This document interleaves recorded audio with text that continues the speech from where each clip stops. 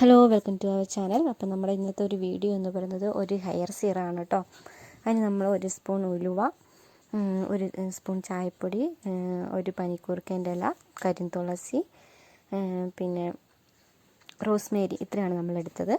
ഇത് നമ്മൾ ഒരു അടി കട്ടിയായ പാത്രത്തിൽ എടുത്തിട്ട് 1.5 ഗ്ലാസ് വെള്ളത്തിൽ നമുക്ക് തിളപ്പിച്ചെടുക്കാം കേട്ടോ. 1.5 ഗ്ലാസ് വെള്ളമാണ് ഞാൻ ഒഴിച്ചത്.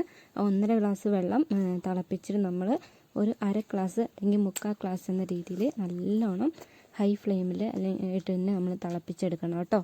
അപ്പോഴേ അതിൻ്റെ എസൻസും കാര്യങ്ങളൊക്കെ നമുക്ക് കറക്റ്റായിട്ട് കിട്ടത്തുള്ളൂ.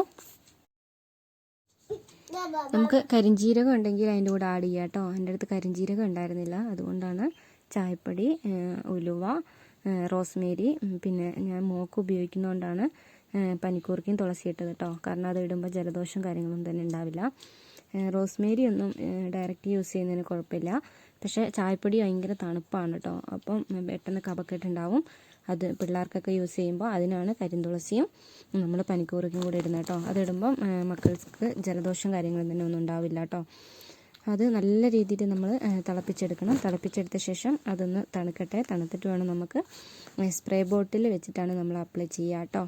അപ്പോൾ എല്ലാ കൂട്ടുകാരും ഇതൊന്ന് ട്രൈ ചെയ്ത് നോക്കണം. നമ്മളെ ഹെയർ ഗ്രോത്ത്, താരനൊക്കെ അടിപൊളിയാണ്. ഞാൻ ആഴ്ചയിൽ 2 പ്രാവശ്യമെങ്കിലും നമ്മളിത് യൂസ് ചെയ്താൽ തന്നെ നല്ല റിസൾട്ട് ഉണ്ടാവും കേട്ടോ. ഞാൻ മോക്ക് മുടിയൊക്കെ ചെറിയ മുടിയൊക്കെ വരാൻ വേണ്ടിയിട്ടൊക്കെ ഞാനിത് ട്രൈ ചെയ്യുന്നുണ്ട്. നല്ല റിസൾട്ട് തന്നെ ഉണ്ട് കേട്ടോ. അപ്പോൾ എല്ലാ കൂട്ടുകാരും ഒന്ന് ട്രൈ ചെയ്ത് നോക്കണേ. ഇഷ്ടപ്പെട്ടാൽ ലൈക്ക് ചെയ്യണേ, ഷെയർ ചെയ്യണേ, സബ്സ്ക്രൈബ് ചെയ്യുക. താങ്ക്